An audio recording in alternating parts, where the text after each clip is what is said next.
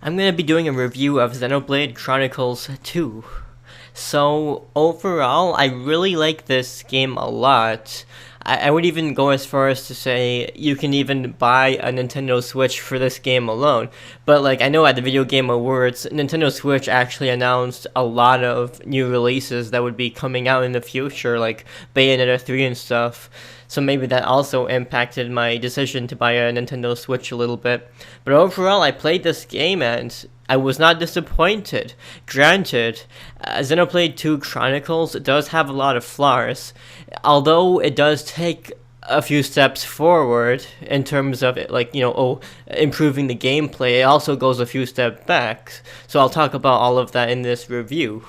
So overall, Xenoblade Chronicles 2, unlike the name implies, you would think it's a sequel. It's not really a sequel. It's like a Final Fantasy game in the sense that, the game is in a different universe with different characters. There are kind of references to the previous Xenoblade and other franchises that Monolith Soft has done in the past, but overall, you can just play this one with no knowledge of the Xenoblade or any of the Xeno games at all, and you can just go into this one blind and you would still understand the storyline perfectly fine, because it's almost like they reboot the series each time they do a game. It was the same thing with Xenoblade Chronicles X. Now, this game, unlike Xenoblade Chronicles X, this game, Xenoblade Chronicles 2, it actually has a proper protagonist, because what I mean to say is that if you played the previous game, X, I'm just going to call it XCX, if you played Chronicles X, it had a generic avatar that you would create, but then as a result, there was not a proper storyline. The storyline was short and really repetitive. You won't see this in this game. This game has a completely designed protagonist, a completely good set of protagonists, but especially it has a main protagonist that you play as, Rex, and it actually has a proper story this time around.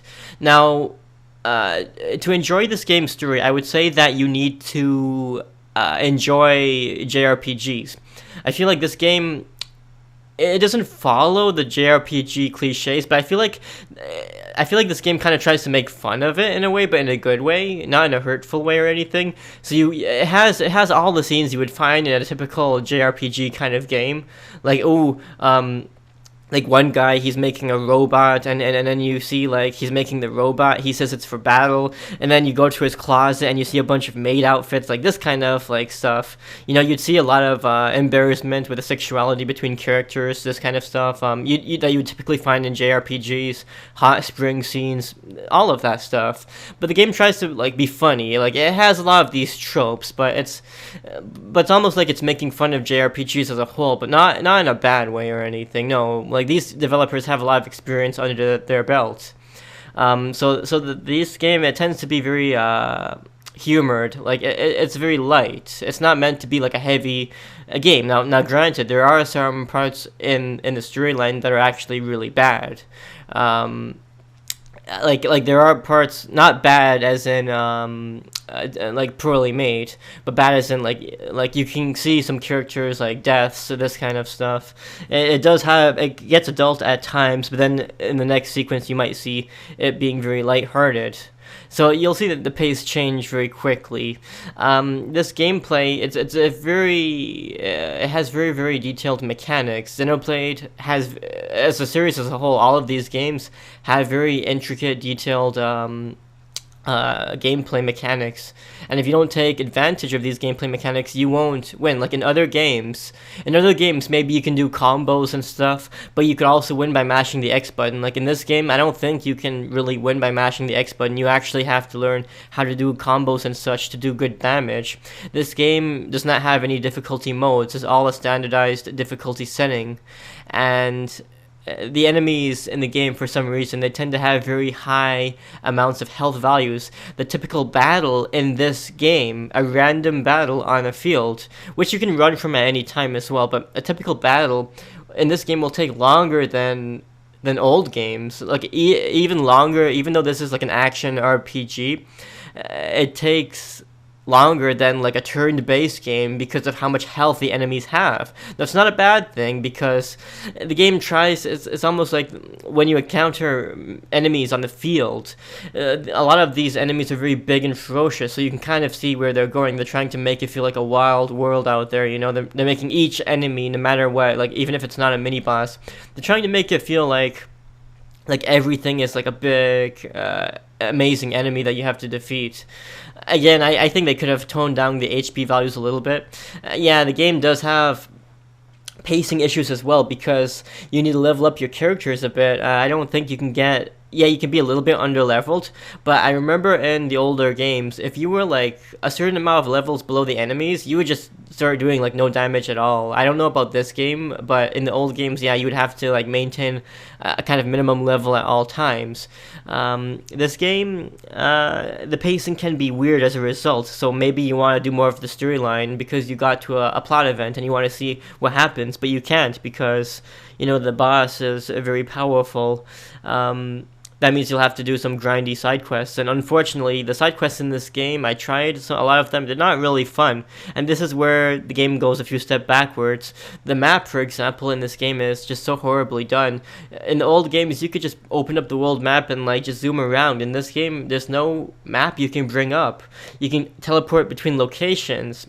So what you'll end up doing is if you get a new quest and the quest tells you to go somewhere, you can't really just open your map and go there. You would have to open up all of the possible like teleport locations and then find which teleport location you have to go to. You can't actually just like open up a map and explore the map. No, there is no explorable map. They announced that they're going to release a patch in a few weeks or even in a few months, maybe next year even, where they're going to address this issue. But for now, it's a very big issue. It's really backwards and stupid. It's like no one tested the game like for convenience. It's weird because the gameplay mechanics have been refined so much. You know, they make the game have so many conveniences of life, like quality of life improvements, yet they can't even have a simple world map for you to view. It's so stupid. You have to go through each menu, see where you have to go, and then the way the teleports listed is not really that good either. They named every location that you can teleport to. You unlock them as you just naturally go, as you come across them, you just unlock them as you pass by, so it's easy to unlock. But like when you want to return and stuff, like the names are just meaningless. Like you have the towns, but otherwise you really just have to scroll through all of the possible locations otherwise. And the side quests themselves, I don't like them as much in this game compared to the old games. A lot of them just seem so, like, fetchy. Like, in Xenoblade, yeah, most of the quests are very generic. They have generic text that your characters say. Like, it's nothing unique at all. Only, like, a couple of the hundreds of quests you would see would have unique dialogue, but most of them just don't. And in this game, though, like, it's generic, but it's very fetchy. It's like, oh, go collect this collectibles. I need 4 gears. I need this. I need that. And it's just stupid. And it sucks because quests are a good way to gain experience points, which, as I said earlier, you need to level up your characters. And so then all of a sudden maybe you'll have to do a whole bunch of these repetitive side quests, and that's kind of annoying. It takes you out of the immersion. You can also just beat the enemies to gain experience points, but because the enemies have such inflated health values, it's not really worth it. It's actually better just to do these generic side quests instead.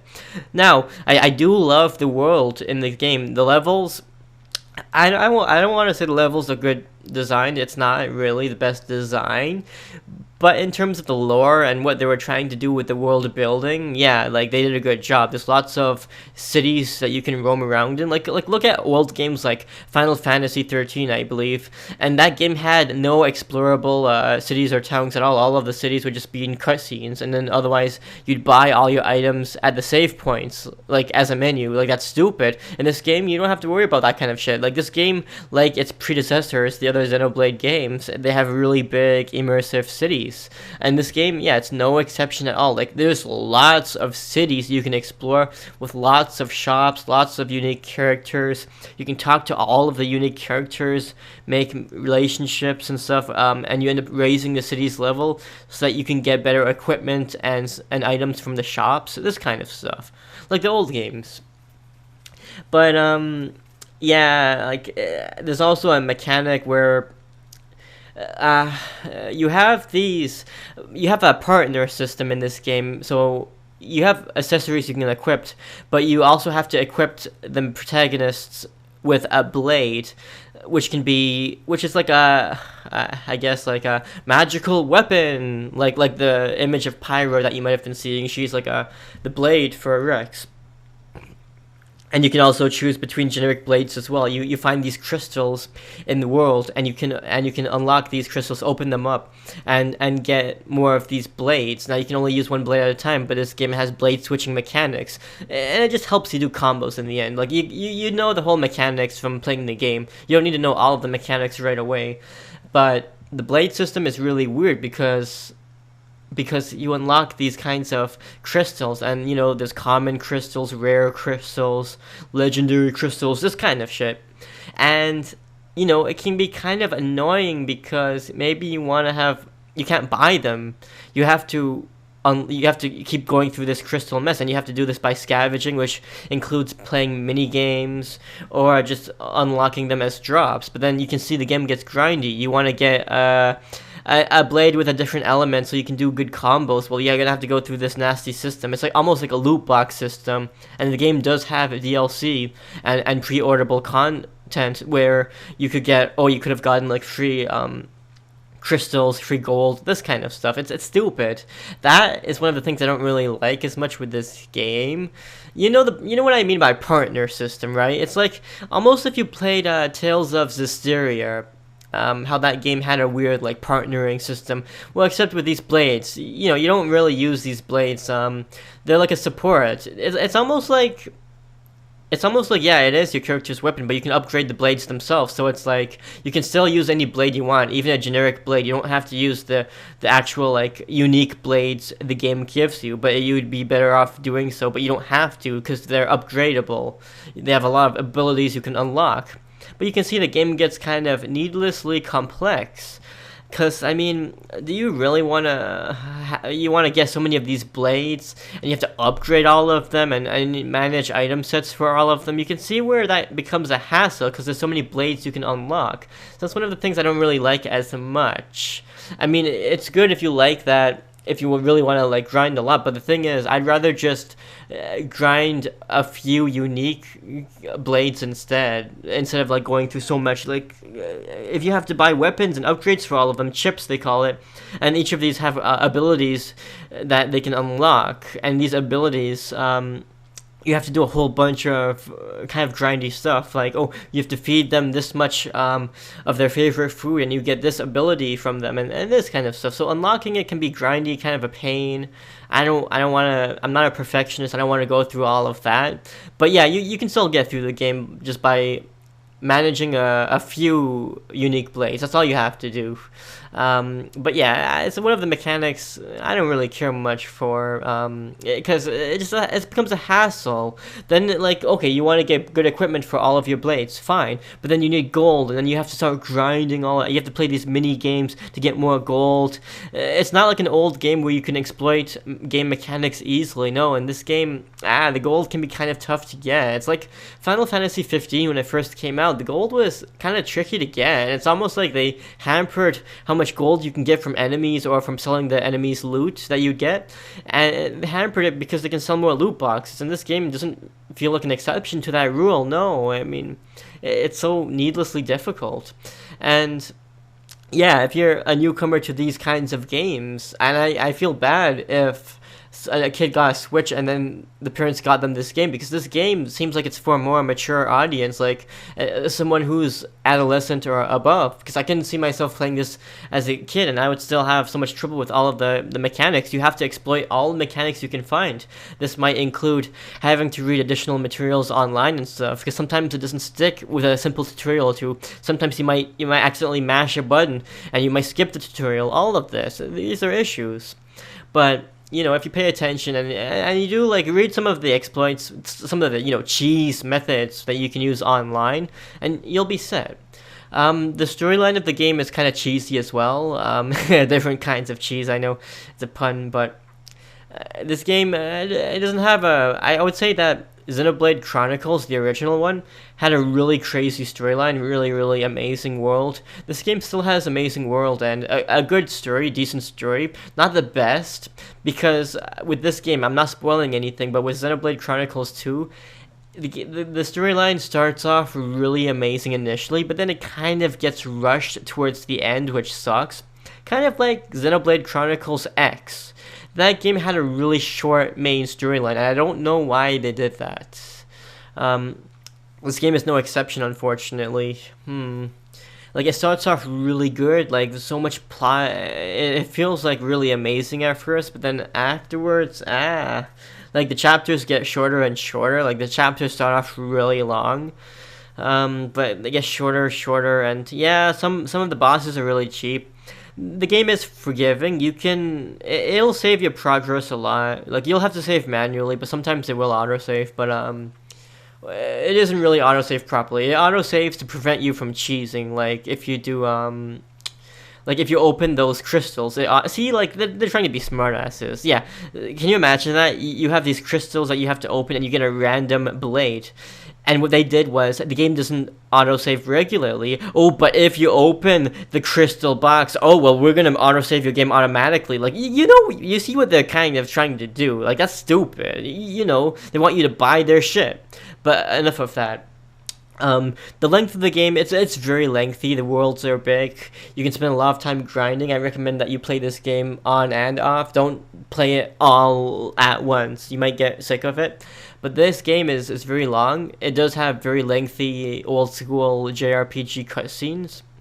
And you will see sequences where, yeah, you'd be fighting 3 or 4 bosses in a row. Now, in those situations, the game will let you usually quit between bosses, not necessarily for all of them, but yeah, the game is forgiving in that sense. There's no point where you get locked in and you're gonna get screwed. Not really, no. You can pretty much quit like a main dungeon anytime, and yeah, you can just go and grind somewhere else instead. There are very, very few exceptions, but this game, they tried to make it forgiving.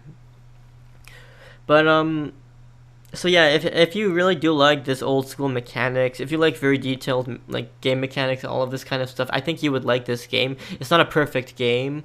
It is fun. It is unique.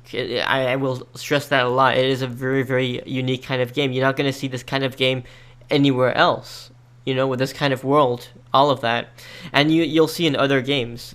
They didn't make good characters, good worlds at all. Like, all of the old heavy-hitter JRPGs, like, they failed so miserably. They didn't make a proper world. They just made a bunch of flashy cutscenes. In this game, you'll get some flashy cutscenes, and you'll see a good world. I will say that there are technical limitations of this game being on the Switch. It's very unfortunate, but hey, if Nintendo, funded the companies to make this game, that's a good thing. I mean, if this game might not, the whole series would have just died otherwise. I don't know why. Nintendo is like the only publishers, big companies, who's actually taking risks and like funding these people, like, oh, Bayonetta, Xenoblade, like, look at this, and now people are actually buying the Switch like mad. I'm pretty sure for Christmas of this year, myself included, so many people have bought Switch, and even if you don't like this game, can you imagine SMT5 next year? Oh my god, like, that's gonna be amazing. But this game, yeah, it's a good time sink. I found it really fun. Yeah, you have to enter it with a certain mindset, of course. But it is a really good game, otherwise unique. You don't see games like this anymore. Like, all of the other JRPGs, like Final Fantasy, like, what was up with Final Fantasy 15? Holy shit, that was a half-baked, like, piece of shit game. I've never seen such an atrocity shitted out before. I mean, like, this game, even with its small nuisances, like, issues, this game is, like, a masterpiece compared to an atrocity for, like Final Fantasy 15. Like, whoa, and then they have the gall to sell DLC that should have been included as part of the main storyline. When you play the storyline, it is, like, holy, like, okay, listen, like, Final Fantasy 15, like, when I look at like a young kid's jeans, and the amount of holes it has, Final Fantasy 15 has twice the amount of holes than a hipster wearing jeans, okay? That's how bad the game was. And then look at them. They're still making DLC, pumping it out with shamelessly. Like, holy shit. And I bought a PlayStation 4 that for not for Final Fantasy exclusively, but like it was one of my reasons for eventually getting a PlayStation 4. And then they shitted out that piece of crap. And I keep saying this, but I mean, my god, Final Fantasy 15 doesn't even deserve to be called a piece of crap, because, you know, a piece of crap is much better than it, you know? Like, oh my god, like, what did they do with that game? This game, Xenoblade Chronicles 2, it deserves your money. Pay for it at full price. Like, even though it has small faults, I'm picking, because, yeah, sometimes I'm a picky reviewer, but this game is Xenoblade Chronicles 2. It's so much more amazing than the other games that have come out recently, JRPGs, especially. Like, my god, like, a lot of my friends have replaced JRPGs with just watching anime instead, because you just can't get good, like, worlds, good characters in the JRPGs anymore. Now it's like, we want to make movies and sell action figures. Like, man, this is a good game, and like the mechanics are good, the world is good. Like, I mean, yeah, the storyline's not the best, it has cheesiness story, but otherwise, like, damn, like, this game is such a bang for your buck as well. Like, you'll spend, I don't think it's as long as the old Xenoblade games. I've played it for about, like, I beat it, but I think I spent a lot of time doing extra side quests and stuff. But yeah, you can easily spend 60, 70, 80 hours. You know, you can, some people have spent like 40 hours just between one chapter to another chapter, because of how much stuff there is in the world to explore. Like, you don't see this stuff anymore. Yeah, the graphics are not the best as a result. This is a kind of game that will put quantity over quality, which is not what you see nowadays. You usually see the opposite. But I think that compared to other JRPGs, this game is really amazing. Like Persona 5 was really amazing. This game is really amazing, but otherwise, it's a dead season. Like, I feel so bad, because JRPGs, you just don't see them doing well nowadays. Like, you know, if Nintendo actually, like, you know, took a risk and funded these people, hell yeah, I'm gonna support. Usually I don't support Nintendo that much, but, you know, if Nintendo supports Monolith Soft, then I support Nintendo. Like, damn. The good thing is that also, because it's not one of Nintendo's like actual in-house IPs, you can actually stream this game without any punishment. You can put your videos online. Like, it's not like Mario or Zelda. No, this is they don't enforce their heavy restrictions on these other content. So yeah, you can live stream it and have so much fun playing it. Honestly, it's a really good game. It's even better than Xenoblade Chronicles X. Like, I think they went in the wrong direction for Xenoblade Chronicles X, because they focused too much on the gameplay, not as much on the story. Now they found a balance. It's much better. And I'm surprised they can actually pump out the game so quickly. Like the Xenoblade Chronicles X only came out about 2 years ago, and now we got this one. And although the game does feel a little bit rushed at the end, it's still decent. Yeah, amazing. Like, I would say that even without Bayonetta and SMT5, this game alone is worth buying a Nintendo Switch for. You know, even if you don't want to take the Switch outside, or even make use of the portable capabilities of the console. Like, just playing this, it's not that bad looking. Yeah, I mean, sometimes the game lags a little bit when you do heavy combos, too many enemies on the screen at once. Yeah, it will lag a little bit, but, you know, I think as long as it supports widescreen, as long as it looks halfway decent, the game is good enough for me. If you enjoyed watching the content in this video, please give it a like. Also, please consider subscribing to our channel so that you can be the first to see all of our latest videos.